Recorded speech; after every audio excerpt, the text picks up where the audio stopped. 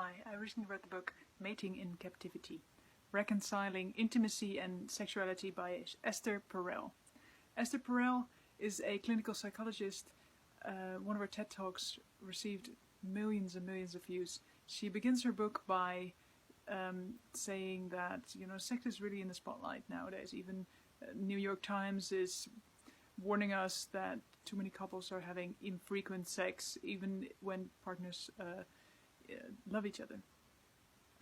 So she explains that if sex isn't a problem between couple, sometimes emotional intimacy is.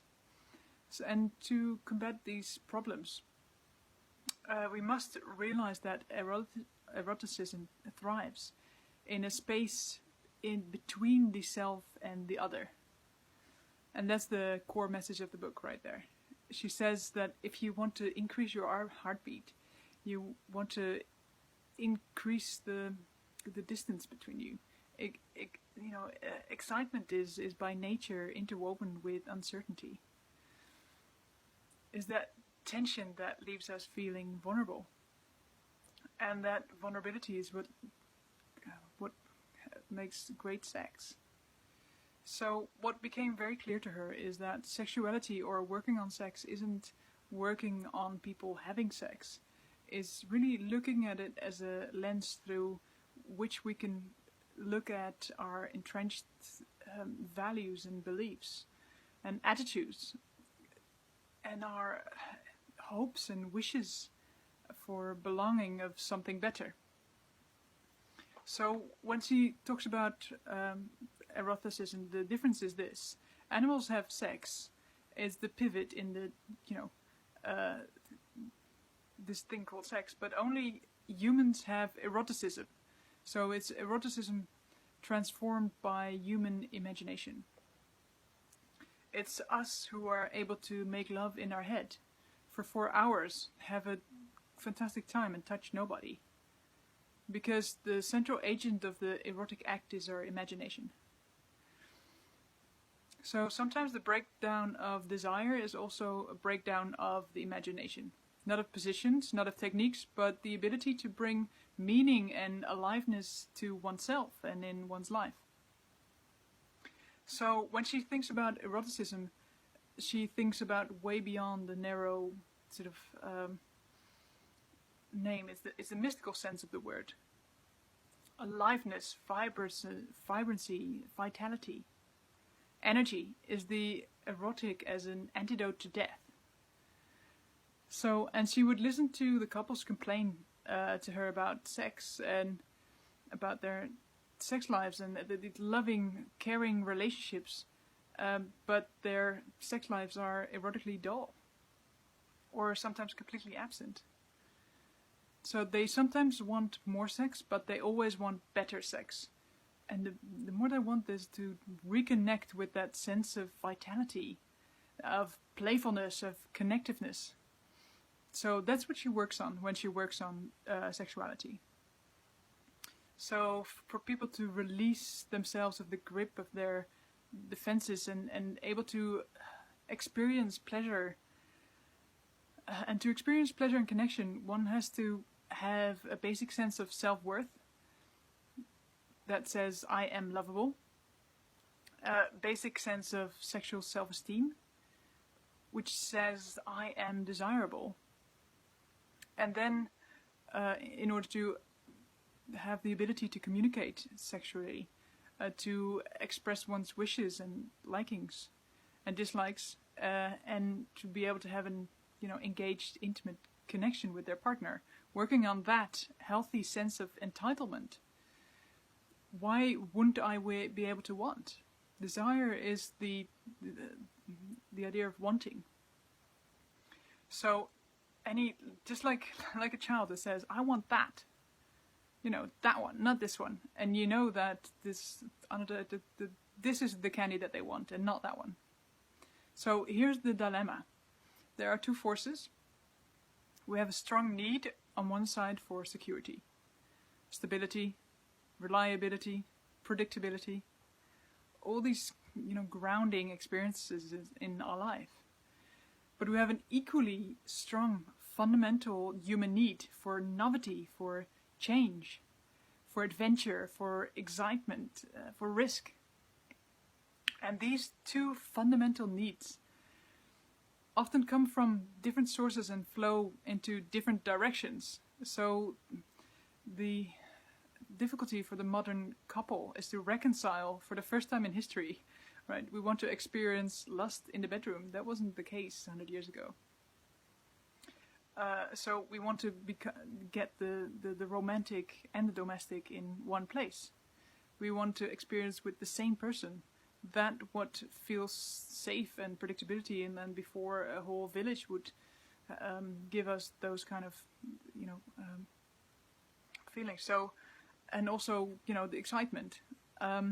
So that's the fundamental contradiction in some way of reconciling the domestic and the excitement, or reconciling love and desire, or our need for freedom and our need for security.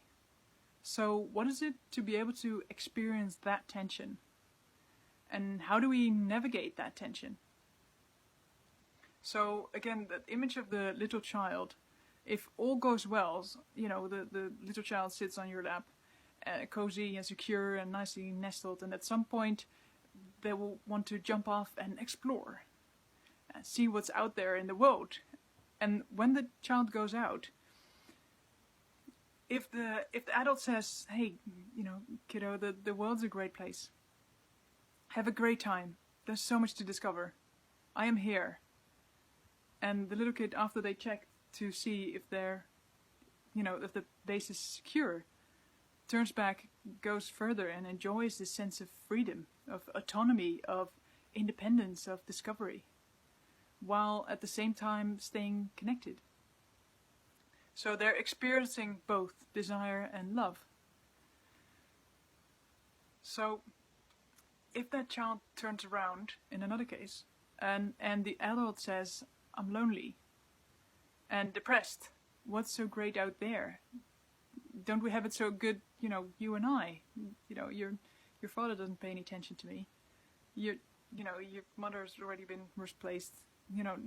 None of them has to be said, but the message that is conveyed is, come back. I am not comfortable with you not being next to me. I need you to need me.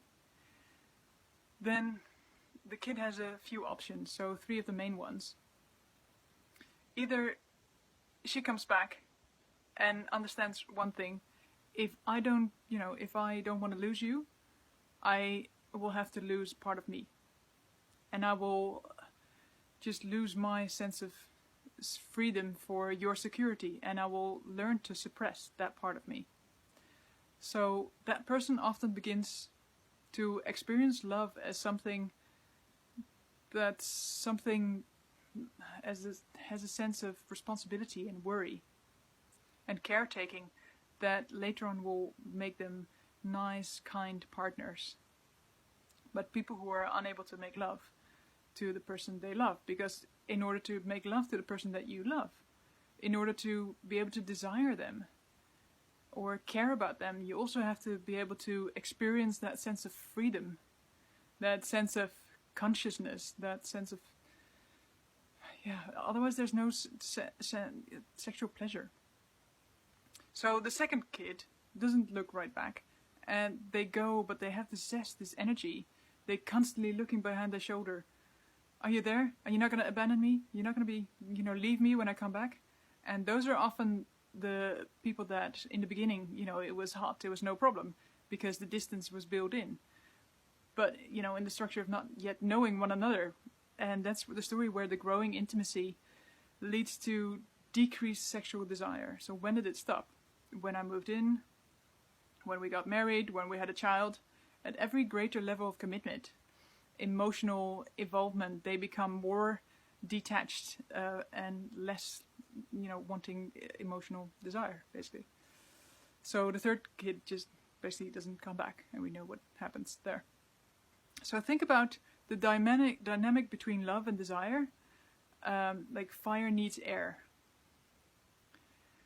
And many times people don't give each other enough space to breathe in, that air. when you love, you want to contract the distance. You want to not experience any tension. But desire needs a certain space. It needs otherness.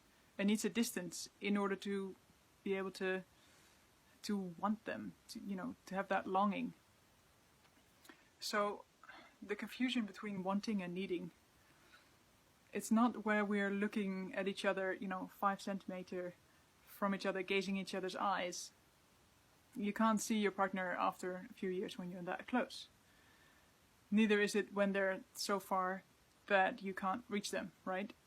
It's people say, when they feel it the most is when they see their partner in their element on stage, or doing something they're passionate about, or when they surprise me, or when I look at them and it's this comfortable distance, as looking at them as a separate unit.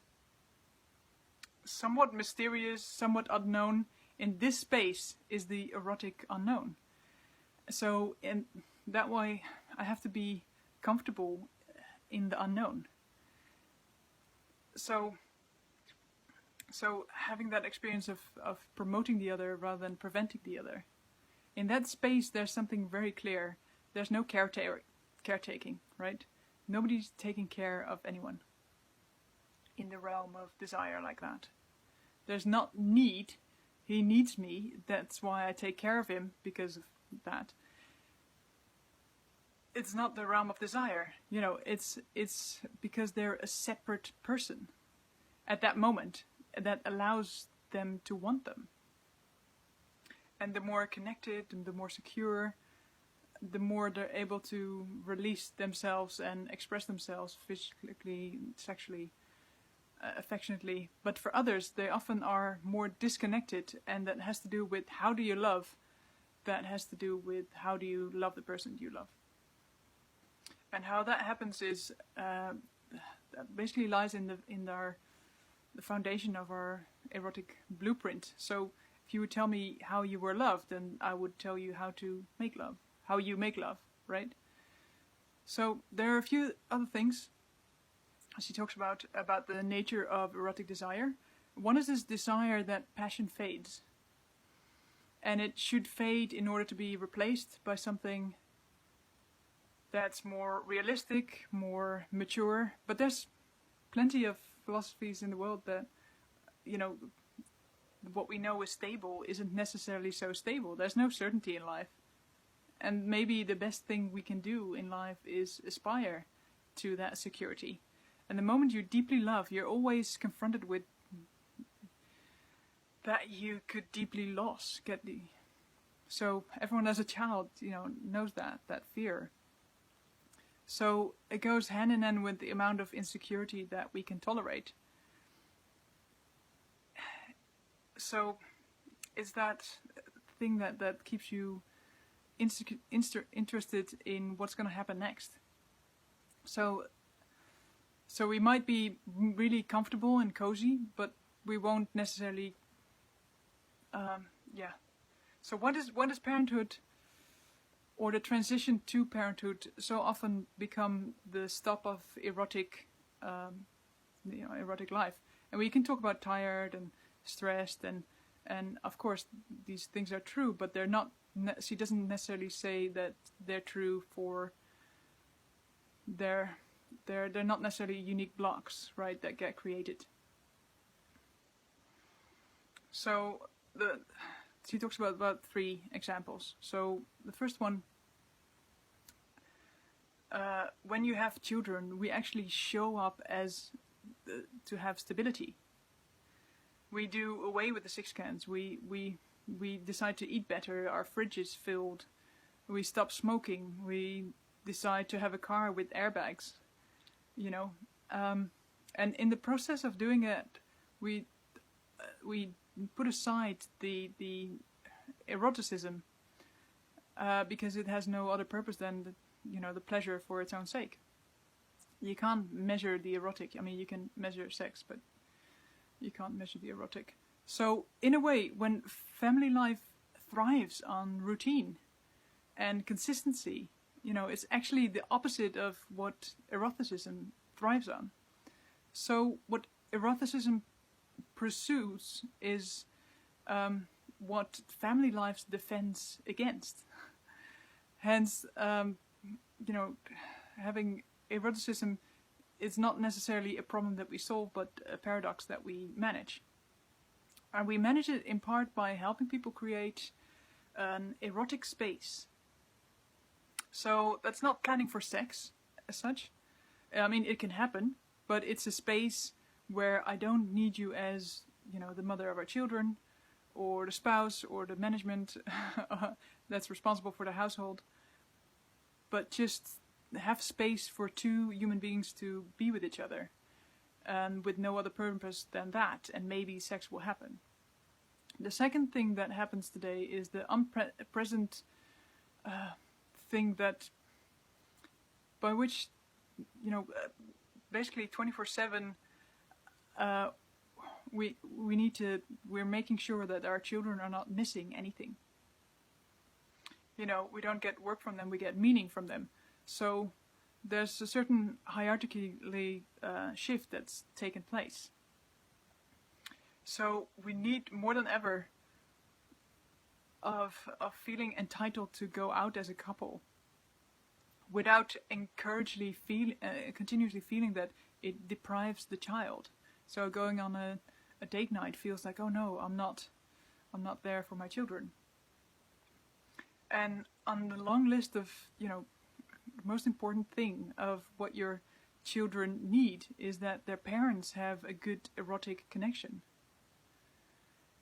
Because if you don't, then you might become that parent that doesn't let their child go out and wander in the world. Because you need them to be your emotional caretaker. Because you're lonely at home. And then the next generation of partners won't be able to make love to the person they love.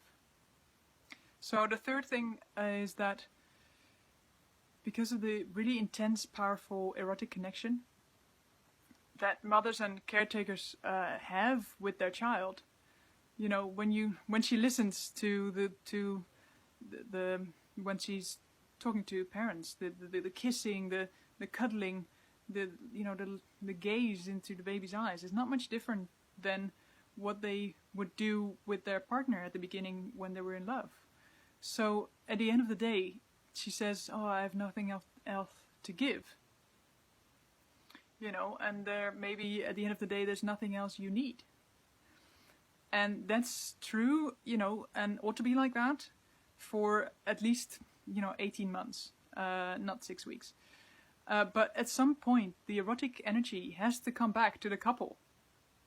So playfulness, of course, I see you play with the children all the time. And you see, looking for activities to do all the time. You're no longer, walking around in your most beautiful clothes. You're walking around in your sweatpants. You get to go to the same restaurant every week. Your kids are getting beautiful clothes, or beautiful food, and you're just surviving on their leftovers and crackers and anything like that. So it's basically all your arrows are redirected, and at some point she's working on getting the couples to get that energy back, focusing those arrows to their partner. So she explains that in a healthy relationship, both partners just be themselves and spend time to be alone. Because in those moments of separations, that's when their bond is magnified. So that also may explain why make-up sex is so satisfying, because there's this thread of uncertainty and independence and space between one another, and that vulnerability is that's passion. Again, being able to breathe. She also talks about submission and domination, where that's not degrading. It's just for some people who are missing that in another area of their life. So for those that live on the dominant side of the spectrum, they enjoy the power and control. Because maybe in their past they had someone strip that away from them. And then this more on the submissive side, there can be people who are so busy in managing day-to-day tasks and always have all that responsibility on their shoulders. So that, being overburdened basically and letting go helps them, feel like a vacation. So yeah, that was the core message I gathered from Mating in Captivity by Esther Perel. It's a sensational book that transforms the way you live and love, and I highly recommend it. If you enjoyed this video, please share it. Thank you so much for watching, and have a productive day.